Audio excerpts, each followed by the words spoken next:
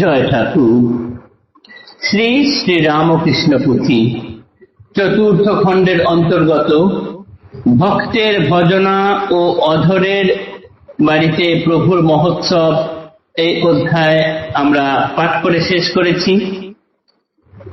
আজ থেকে আমরা শুরু করব বিচিত্র ঠাকুরের বিচিত্র লীলা এই অধ্যায়টি। পর্ব 692 এই অধ্যায়ের আজকের দিনেই প্রথম পাঠ, পৃষ্ঠা 449 অর্ধেক থেকে 450 কিছু অংশ পর্যন্ত। বিচিত্র ঠাকুরের বিচিত্র লীলা। জয় জয় রামকৃষ্ণ অখিলের স্বামী, জয় জয় গুরু মাতা জগত জননী, জয় জয় দোহাকার যত ভক্তগণ, সবার চরণ রেণু মাগে এ অধম। অজ্ঞান তমসাচ্ছন্ন দৃষ্টি শক্তিহীন, দারুণ অবিদ্যা শক্তি বুদ্ধি পরীক্ষীন, দেহ সরোবর স্থিত মনোরূপ জল, বাসনা পবন বেগে সতত চঞ্চল, আঁকিতে মহতি লীলা না পাই উপায়, অসাধ্য সাধন সাধে করিয়াছি দায়। ভক্তবাঞ্ছা কল্পতরু তুমি ভাবেশ্বর, দয়াময় রামকৃষ্ণ লীলার সাগর। লীলাময় লীলা প্রিয় লীলার ঠাকুর, বিঘ্ন বাধা কিঙ্করের সব কর দূর। স্মরিয়া শ্রী প্রভুদেবে কহি শুনো মন, মহালীলা ঠাকুরের বিচিত্র কথন।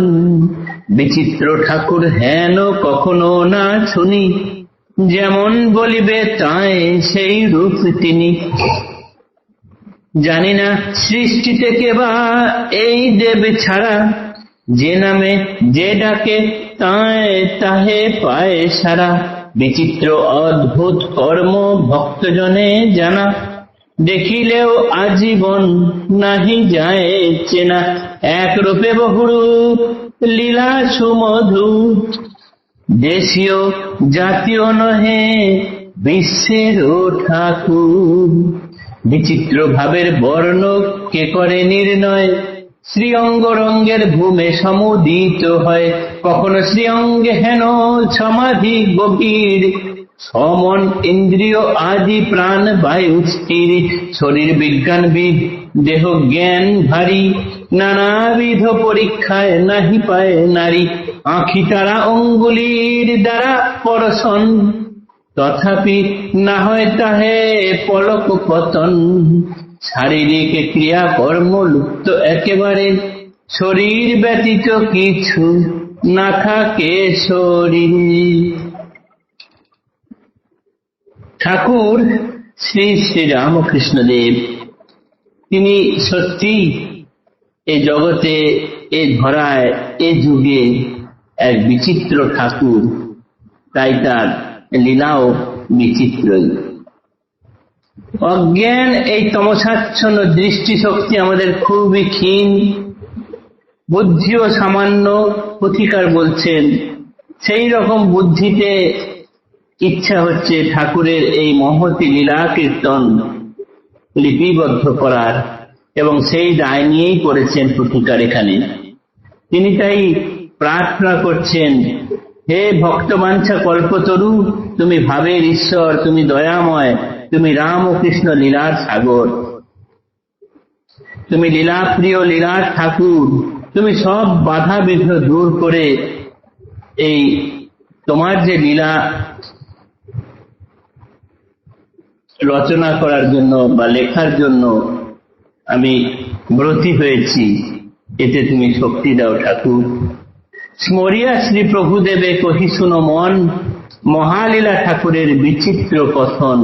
বিচিত্র ঠাকুর হেন কখনো না শুনি, যেমন বলিবে তাই সেই রূপ তিনি। তাকে তিনি যেমন বলা হয় তিনি সেই রকমই।